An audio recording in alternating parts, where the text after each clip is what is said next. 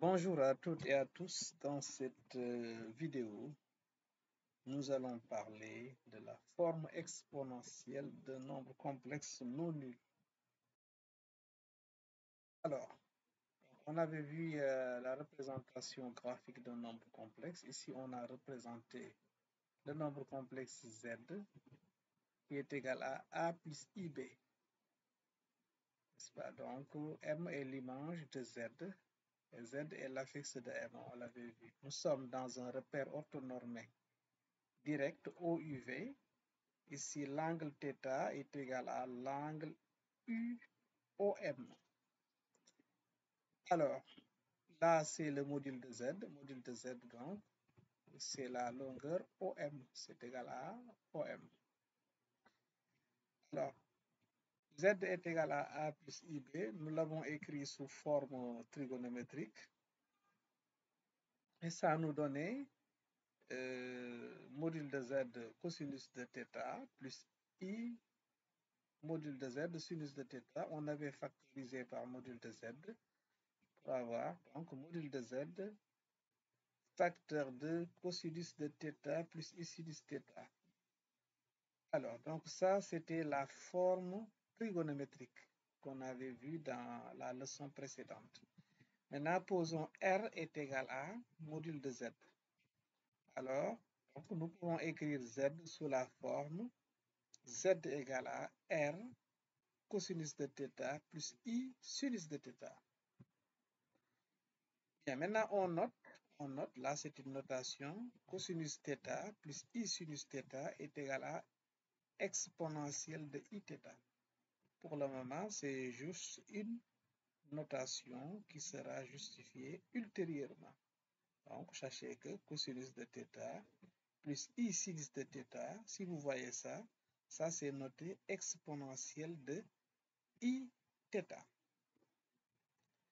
Alors, maintenant, définition, soit Z est égal à A plus IB, un nombre complexe non nul, et soit θ un argument de Z, alors, vous voyez bien que nous pouvons écrire donc Z sous la forme Z égale à R exponentielle de Iθ.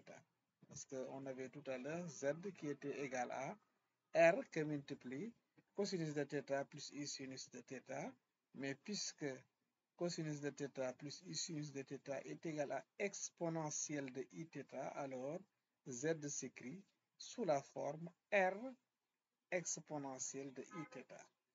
Ici, R, c'est le module de Z et θ, c'est un argument de Z. Maintenant, cette dernière écriture, c'est ça que nous allons appeler forme exponentielle de Z. Alors, là, nous allons en profiter pour donner ce qu'on appelle les formules d'Euler. Alors, pour les formules d'Euler, voilà ce que Euler a constaté. Puisqu'on sait que exponentielle de Iθ est égal à cosinus de θ plus I sinus de θ, donc exponentielle de moins Iθ, donc ici l'argument à θ est changé en moins θ, donc ça va être égal à cosinus de moins θ plus I sinus de moins θ. Et ensuite, on utilise la parité de la fonction cosinus. La fonction cosinus est paire, la fonction sinus est impaire, donc par conséquent, exponentielle de Iθ va s'écrire sous la forme cosinus de θ moins I sinus θ. Pourquoi? Parce que cosinus de moins θ est égal à cosinus de θ et sinus de moins θ est égal à moins sinus de θ.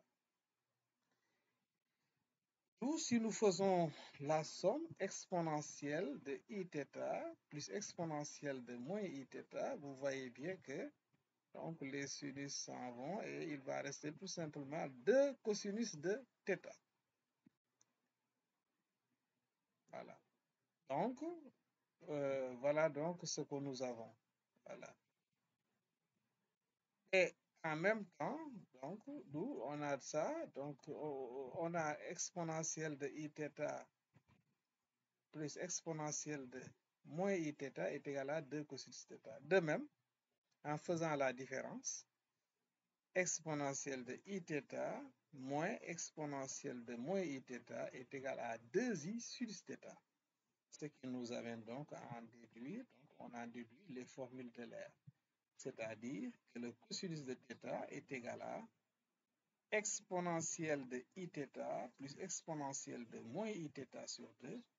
Et sinus θ est égal à exponentielle de iθ moins exponentielle de moins iθ sur 2i. Alors, ce sont des formules que nous allons utiliser plus tard dans les exercices. Alors, maintenant, on va donner quelques propriétés de cette nouvelle notation. Vous voyez que ça, c'est exactement les notations que vous avez vues avec les puissances.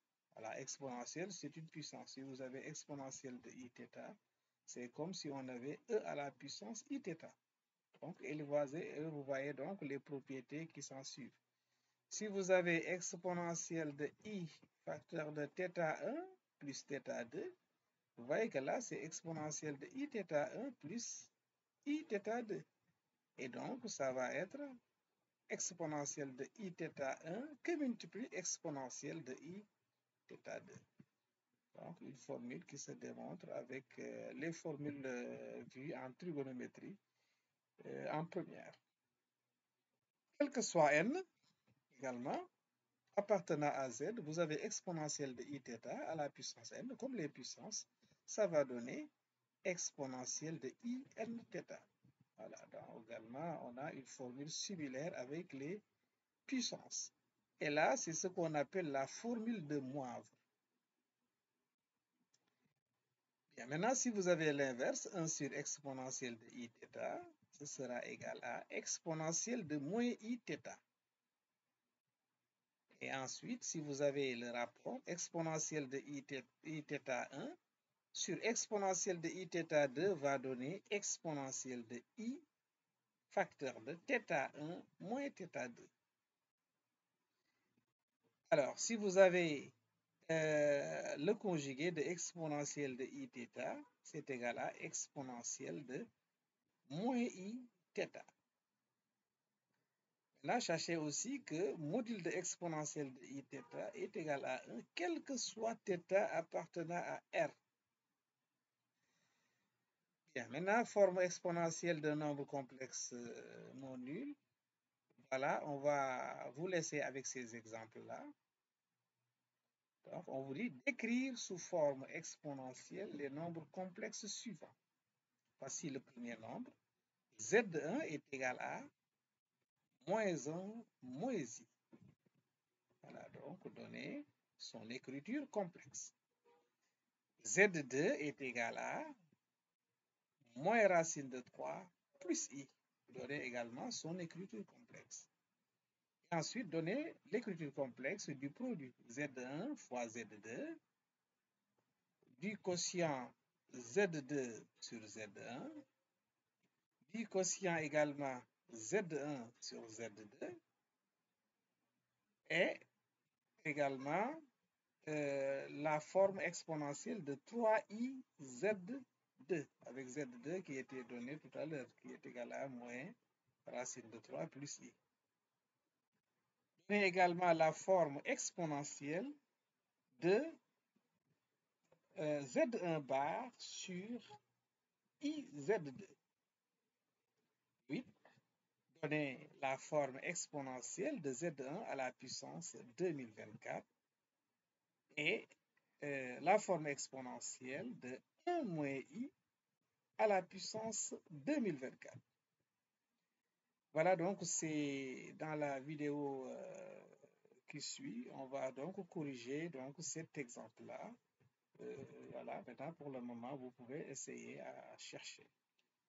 Voilà, c'est la fin de cette vidéo. Merci de l'avoir suivi et à la prochaine pour une autre vidéo, Inch'Allah.